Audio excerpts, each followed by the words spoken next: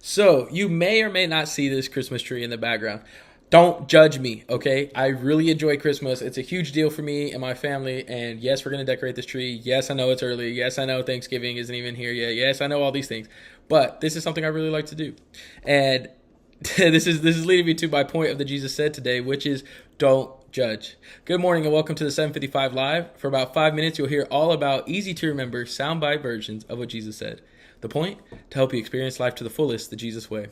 Today's Jesus said comes from Matthew chapter 7, verses 1 through 5. So starting in verse 1, it says, "Do not judge, so that you will not be judged. For the standard you judge, you will be judged. And the measure you use will be the measure you receive. Why do you see the speck in your brother's eye, but fail to see the beam of wood in your own? Or how can you say to your brother, 'Let me remove that speck from your eye,' while there is a whole beam in your own? You hypocrite! First remove the beam from your own eye, and then you can see clearly to remove the speck from your brother's eye." Wow. This is kind of like being a little kid. Oh man, I know you are, but what am I? I know you got all these things going on. I don't know about you, but when I was a kid, I tattled a lot on my siblings. When we did something, I would always try to make it seem like I had no part in it. Oh, it's like, yeah, I kicked them, but they bit me or whatever. I don't know what little kids deal with. But it was always something crazy that I was always trying to like pass the blame. It's like, oh yeah, I might have done this, but they did this.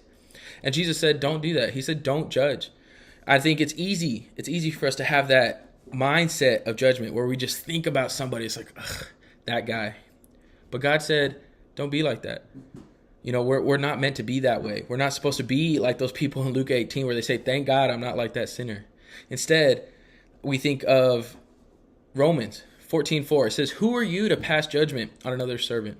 Before his own master he stands or fall, and he will stand, for the Lord is able to make him stand." This is saying, who are you to say that somebody has failed? Who are you to say that they deserve judgment? Who are you able to say all these things? Everybody who is a servant of somebody else, their master is the one who's going to judge them. I think about it, I'm sure there's a song for it. I know there is, but it's like only God can judge me. And while, some people say that probably way out of context and, to justify their own wrongs and things like that, there's some truth to it that really only God has the righteousness, has the honor and the worthiness to judge anybody.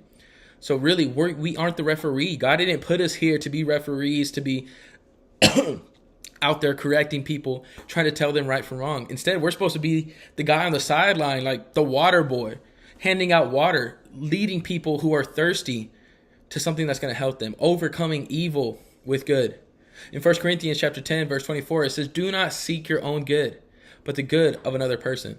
Don't think of yourself real highly. Don't think of yourself as, oh, well, I got my own things I deal with, but this person, no, don't think of that. Instead, think, how can I help this person? Because judgment isn't helpful. It's only hurtful. I have a friend of mine that we go on and on, I think it's just the way we kind of go back and forth a lot of the time. But, I'll point out things that are obvious that they might be doing wrong. And, they point out things, but it's like, it's kind of an accountability, but then it's also like, like a smidgen of truth.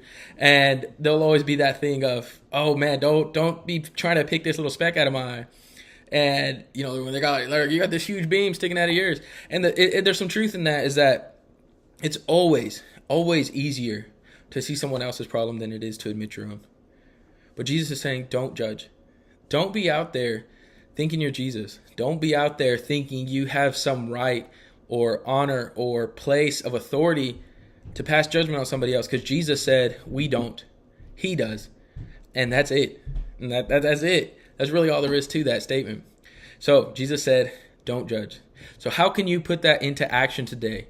How can you allow your life to show the love of Jesus instead of the judgment of your own flesh, your own mind, your own self-righteousness?